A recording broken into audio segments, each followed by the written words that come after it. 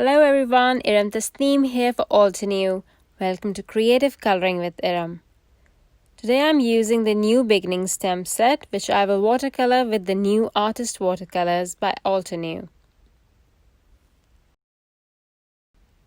First I'll stamp a couple of flowers and leaves on watercolor paper in obsidian ink. And you will notice that I'm using this white grid mat by Altenew. This mat has a bit of a give to it, so it makes stamping easy, especially if you are stamping on textured paper or cardstock.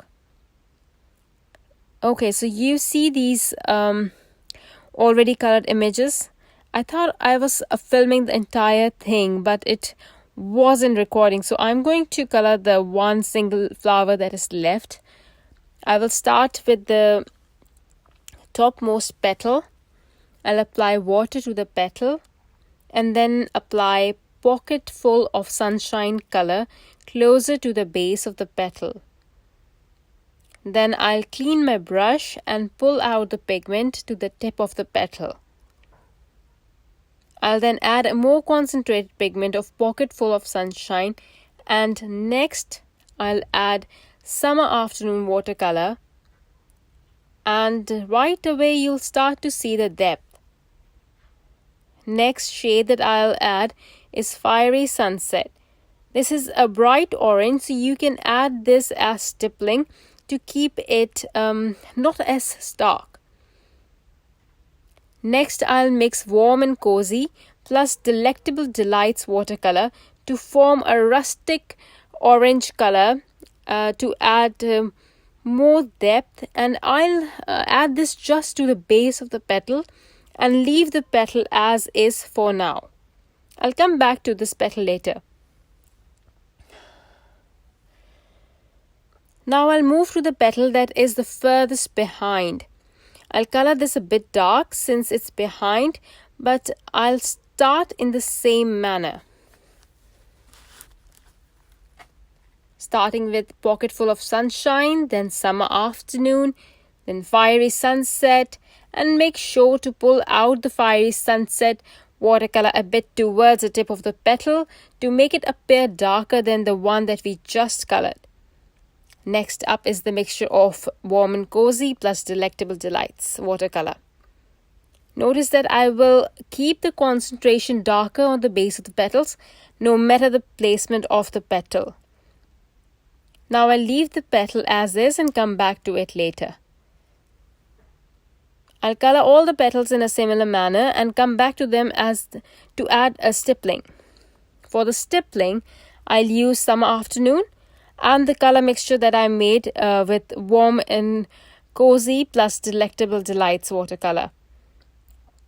Enjoy the coloring process. I'll be back in a few.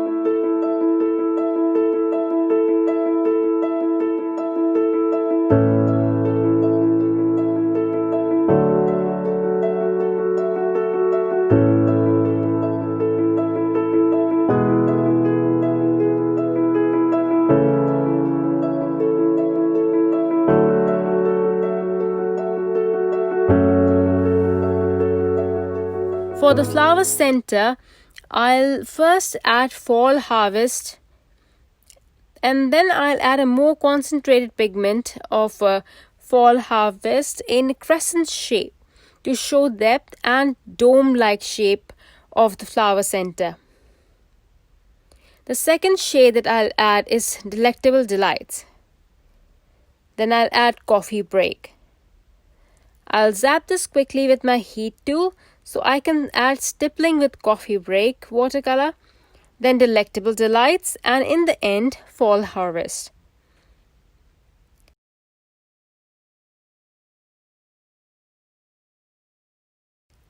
The images are dry, so I die cut them with the coordinating dies and set them aside while I work on the card front. And for the card front, I decided to add a light color wash. First, I add water to the panel and then Tropical Forest Watercolor color wash. Once I apply the color, I'll add splatters of the same.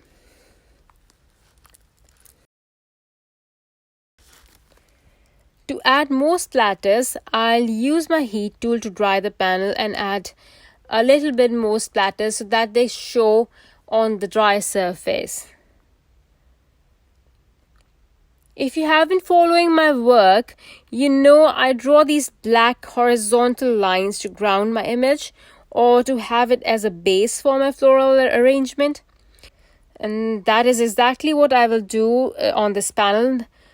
I'll draw a few horizontal lines of varying thickness. Next, I'll use the obsidian ink to stamp my sentiment, which is from the Paint a Flower Poppy stamp set. I'll just mount my card front on the card base and then arrange the flowers on foam tape. I will glue the leaves down directly. I will take the jet black artist marker and keeping it at 90 degrees, almost 90 degrees, I'll add a few dots of varying sizes randomly as you would do splatters. Think of these as controlled splatters. Absolutely no mess, and they look nice as splatters do. I'll just add a few gems and my card is ready. I hope you liked today's video. Thank you everyone for watching. Bye.